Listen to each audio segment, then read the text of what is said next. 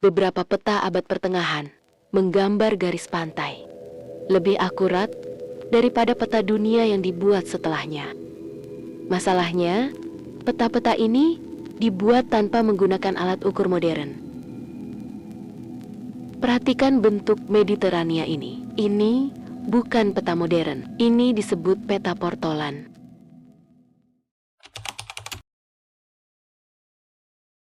Secara teori, peta sebelum abad ke-16 seharusnya penuh dengan distorsi. Belum ada pengukuran bujur presisi. Belum ada kronometer laut. Dan juga belum ada triangulasi geodesi. Navigasi dilakukan dengan kompas magnetik dan date reckoning. Perkiraan jarak dan arah berdasarkan pengalaman. Dengan menggunakan metode seperti ini, kesalahan seharusnya menumpuk. Namun disinilah masalahnya muncul.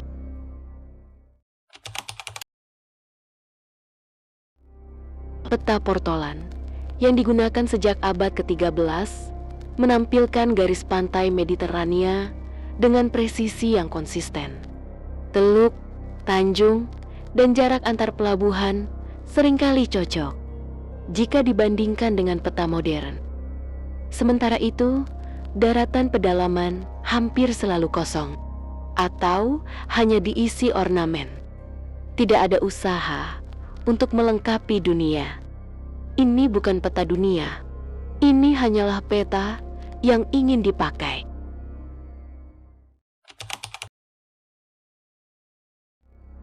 Jika metode navigasinya terbatas dan kesalahan seharusnya terus bertambah, mengapa bentuk garis pantainya tetap konsisten? Di banyak peta berbeda dan lintas generasi? Masalahnya bukan karena peta ini yang terlalu canggih. Masalahnya adalah cara kita dalam memahami bagaimana akurasinya bisa terbentuk.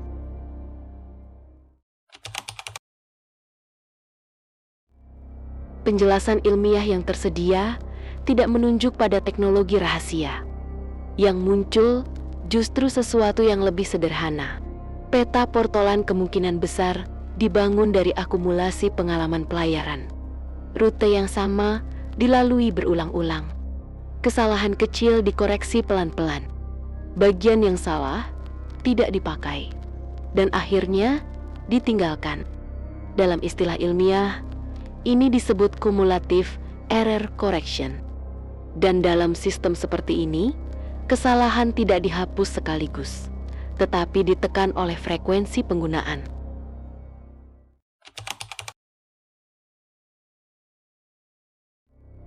Yang lebih menarik, peta portolan tidak pernah mencoba menjelaskan tentang apa yang ada di daratan.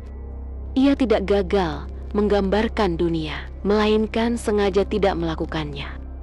Akurasi yang muncul bukan terjadi karena ambisi pengetahuan, melainkan karena kebutuhan navigasi. Laut dipetakan karena lautan yang dilalui. Daratan diabaikan karena memang tidak dibutuhkan.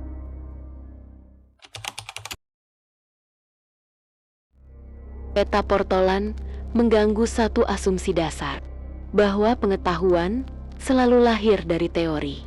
Kadang, yang bertahan justru hasil dari praktik yang terus berulang kali dipakai, walaupun bukan dari model yang sempurna. Dan mungkin, yang perlu kita pertanyakan bukanlah seberapa primitif peta lama, melainkan seberapa sering kita hari ini percaya pada model tanpa cukup pengalaman lapangan. Inilah Lab X404. Ini bukan misteri, melainkan sains yang belum selesai ditulis.